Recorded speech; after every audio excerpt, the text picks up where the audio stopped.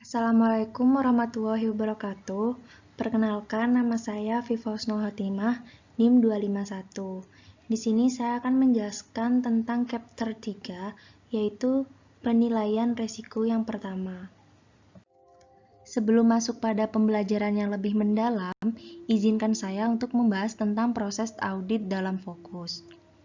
Dalam bab ini, menjelaskan mulai dari berdiskusi tentang berbagai fase audit atau tahapan audit, yang dibagi menjadi 3, yaitu yang pertama ada fase penilaian resiko, yang kedua fase respon resiko atau di mana pekerjaan rinci dilakukan, yang ketiga ada fase pelaporan, di mana audit opini terbentuk.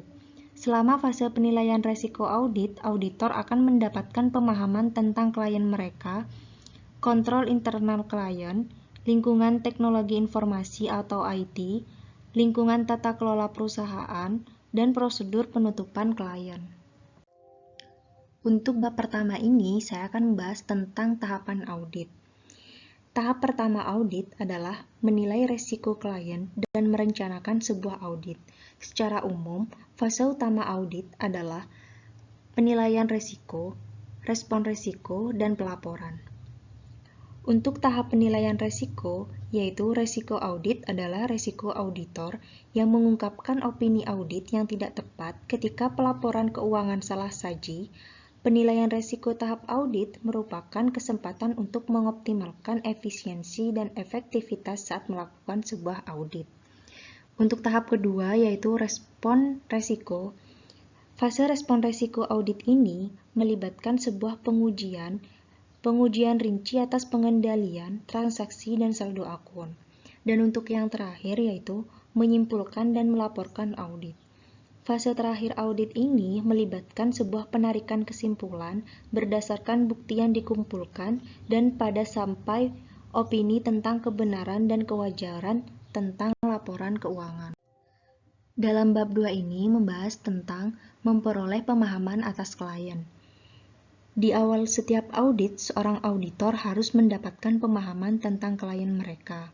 Tujuan dari prosedur ini yaitu untuk menilai resiko bahwa dalam laporan keuangan terdapat salah saji material yang disebabkan oleh sifat bisnis, industri tempat klien beroperasi, tingkat persaingan dalam industri, pelanggan dan pemasok klien, dan lingkungan peraturan tempat klien beroperasi.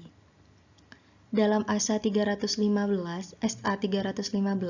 memberikan panduan tentang langkah-langkah yang harus diambil saat memperoleh pemahaman tentang klien. Di sini ada 3 tingkatan. Yang pertama adalah tingkat entitas, yang kedua adalah tingkat industri, dan yang ketiga adalah tingkat ekonomi. Untuk tingkat entitas, penting bagi auditor untuk mendapatkan pengetahuan rinci tentang klien mereka. Pengetahuan tentang entitas diperoleh melalui wawancara dengan personel klien, termasuk pihak yang bertanggung jawab atas tata kelola. Untuk yang kedua adalah tingkat industri. Di tingkat industri ini, auditor tertarik dengan posisi klien dalam industrinya, tingkat persaingan di industri tersebut, dan ukuran klien mereka relatif terhadap pesaing. Dan untuk yang terakhir yaitu tingkat ekonomi, akhirnya yaitu ketika memperoleh pemahaman tentang klien, auditor menilai bagaimana faktor tingkat ekonomi mempengaruhi klien. Kemajuan dan penurunan ekonomi, perubahan suku bunga dan fluktuasi mata uang yang mempengaruhi semua pada perusahaan.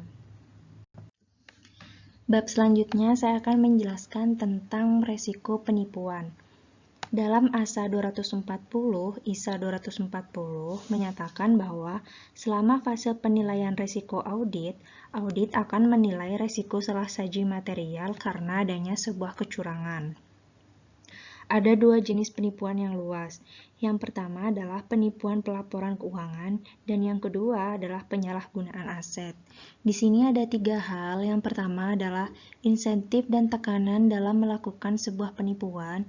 Yang kedua adalah peluang untuk melakukan penipuan dan yang ketiga adalah sikap dan rasionalisasi untuk membenarkan sebuah penipuan. Untuk yang pertama, yaitu dalam menilai resiko kecurangan, auditor akan mempertimbangkan insentif dan tekanan yang dihadapi oleh kliennya saat melakukan sebuah penipuan. Contohnya saat klien beroperasi dalam industri yang sangat kompetitif. Yang kedua adalah penurunan permintaan yang signifikan. Yang ketiga adalah keuntungannya jatuh. Yang keempat adalah ancaman kebangkrutan. Dan yang kelima adalah kerugian yang sedang berlangsung. Itu adalah salah satu contoh untuk meningkatkan sebuah resiko penipuan. Untuk yang kedua yaitu peluang untuk melakukan penipuan. Setelah mengidentifikasi satu atau lebih tekanan untuk melakukan sebuah kecurangan, auditor akan menilai apakah klien mereka berpeluang untuk melakukan sebuah kecurangan atau tidak. Auditor yang memanfaatkan pengetahuan mereka tentang bagaimana kecurangan ini terjadi, maka contoh peluang yang meningkatkan risiko terjadinya penipuan meliputi yang pertama, anggota yang mengandalkan estimasi dan penilaian.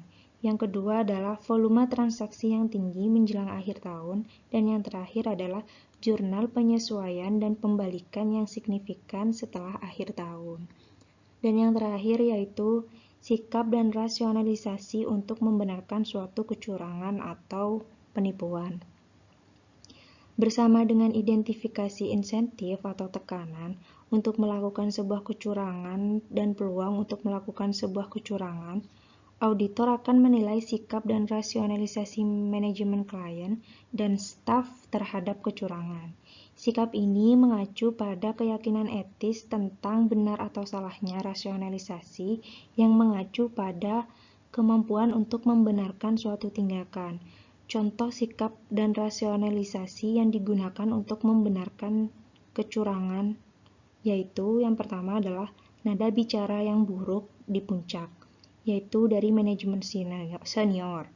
Yang kedua adalah penerapan struktur pengendalian internal yang efektif tidak dipandang sebagai prioritas. Bab selanjutnya yaitu tentang kelangsungan usaha, yang dimana selama fase audit berjalan, auditor akan mempertimbangkan apakah tepat untuk mengasumsikan klien akan tetap bertahan. Selain itu, auditor bertanggung jawab untuk mendapatkan bukti yang cukup dan tepat untuk menilai validitas asumsi kelangsungan usaha yang dibuat oleh manajemen klien dan pihak yang bertanggung jawab atas tata kelola ketika menyiapkan sebuah laporan. Di sini ada dua jenis, yang pertama adalah resiko kelangsungan usaha atau indikator, dan yang kedua adalah resiko going concern atau faktor yang meringankan. Untuk yang pertama adalah setiap klien, auditor akan menggunakan pertimbangan profesional mereka untuk menilai apakah asumsi kelangsungan usaha sudah valid atau tidak.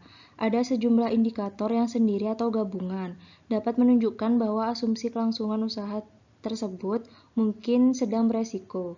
Indikatornya yaitu meliputi yang pertama, rasio hutang terhadap ekuitas yang signifikan. Yang kedua adalah pinjaman jangka panjang yang akan jatuh tempo tanpa adanya pembiayaan alternatif. Yang ketiga adalah kerugian yang berkepanjangan. Yang keempat, ketidakmampuan untuk membayar hutang pada saat jatuh tempo. Yang kelima, keengganan pemasok untuk menyediakan barang secara kredit. Yang keenam, hilangnya pelanggan yang signifikan. Dan yang terakhir adalah ketergantungan yang berlebihan pada beberapa pelanggan atau pemasok. Yang kedua adalah resiko going concern atau faktor yang meringankan. Faktor yang meringankan ini adalah faktor-faktor yang mengurangi resiko bahwa asumsi kelangsungan usaha mungkin diragukan. Misalnya, jika klien mengalami kekurangan uang tunai, tetapi memiliki surat dari bank yang menyetujui untuk memberikan biaya tambahan, surat tersebut dapat mengurangi tetapi tidak menghilangkan resiko bahwa asumsi kelangsungan usaha mungkin tidak valid. Untuk bab kelima ini membahas tentang tata kelola perusahaan. Menurut AXX, tata kelola perusahaan ini terdiri dari aturan, sistem, dan proses dalam perusahaan yang digunakan untuk membimbing dan mengontrol perusahaan. Struktur tata kelola digunakan untuk memantau tindakan staf dan menilai tingkat resiko yang dihadapi. Dalam tata kelola perusahaan juga dapat mengontrol rancangan untuk mengurangi resiko yang teridentifikasi dan memastikan kelangsungan hidup perusahaan di masa depan. Di sini ada 5 prinsip. Yang pertama adalah letakkan dasar yang kokoh untuk manajemen dan pengawasan. Yang kedua adalah bertindak secara etis dan bertanggung jawab. Yang ketiga adalah jaga integritas dalam pelaporan keuangan. Yang keempat adalah hormati hak-hak pemegang keamanan. Dan yang terakhir adalah kenali kelola resiko. Selanjutnya saya akan menjelaskan tentang teknologi informasi. Saat memperoleh pemahaman tentang klien, auditor akan mempertimbangkan resiko yang dihadapi oleh klien yang terkait dengan teknologi informasi atau IT. IT sendiri yaitu suatu teknologi dari sebagian besar program akuntansi perusahaan yang meliputi suatu transaksi, pencatatan, pemrosesan, koreksi seperlunya, transfer ke buku besar, dan komplikasi laporan keuangan. Resiko yang terkait dengan IT termasuk akses tidak sah ke komputer, perangkat lunak, dan data. Untuk data ini yaitu kesalahan dalam program, kurangnya cadangan, dan hilangnya sebuah data. Bab yang terakhir ini membahas tentang prosedur penutupan.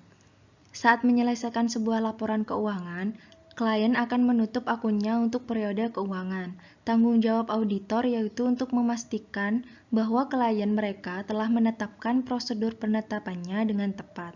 Auditor dapat memeriksa laporan keuangan bulanan untuk menilai keakuratan prosedur penutupan klien saat menyiapkan sebuah laporan transaksi. Sekian penjelasan dari saya. Wabillahi taufiq wal hidayah. Wassalamualaikum warahmatullahi wabarakatuh.